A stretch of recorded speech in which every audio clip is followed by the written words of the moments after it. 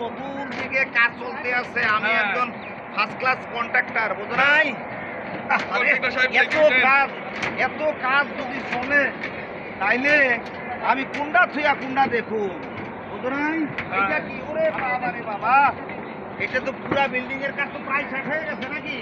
হ্যাঁ, এই সবকিছু ঠিকঠাক আছে তো? ঠিকঠাক আচ্ছা থাকবে। এখানকার যে কন্ট্রাক্টর আমি দিচ্ছি সেই লোক কই? এই যে আমাদের আমি ফার্স্ট ক্লাস কন্ট্রাক্টর, আর আমি যে ঠিকাদার দিচ্ছি সেই লোক কোথায়? আসসালামু আলাইকুম। ওয়ালাইকুম, কেমন আছেন? আল্লাহ পাক রাখতে পারে। আল্লাহ তাআলার অশেষ মেহরে।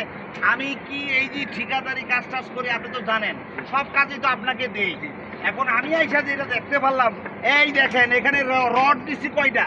আমি কইছি রড দিবা 2টা কইরা, এখানে রড দিছ হইলো 6টা কইরা। আমার তো পাছায় বাস।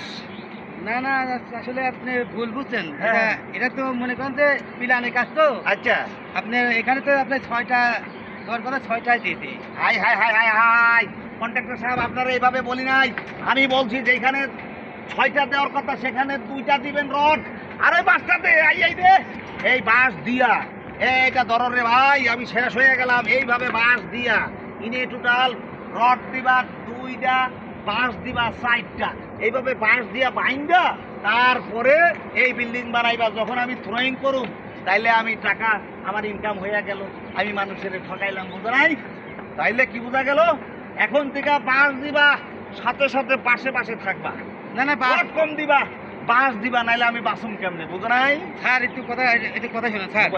এখানে একটু কথা শুনুন স্যার। আপনি তো বাস দিয়েছেন স্যার, বাসটা সব তো দিয়ে যায়। হ্যাঁ। আপনার প্রত্যেকটা সরকার কাজে বাস দিই। আচ্ছা আচ্ছা। এখন এটা বাড়িতে আপনি নিজের বাড়ি, এবারে তো আপনি নিজে করছেন, মনে নেই আপনি নাকি? হাই হাই রে, এটা কি আমার বাড়ি? এটা তো আপনার বাড়ি।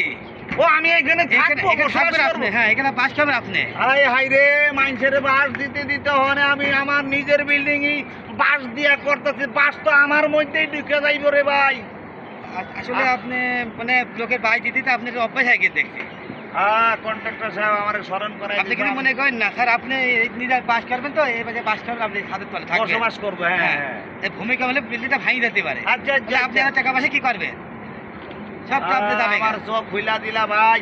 আমি আর মানুষের এইরকম বাঁশ দিয়া বিল্ডিং করতাম না। আমি আমি আমি এখন থেকে ভালো হয়ে যাবো। তোমরা কিন্তু, আর আমি যেখানে যে কামটা করতে চাই বাঁশ দিতেছে, আর বাঁশ তোমরা কিন্তু বলবা যে বস আপনি আর বাঁশ দিয়েন না, তাহলে আমিও ভালো হয়ে গেলাম, তোমরাও ভালো হয়ে যাবে। সবাই কিন্তু আমরা এখন ভালোর পথে থাকবো ইনশাল্লাহ। আসসালামু আলাইকুম।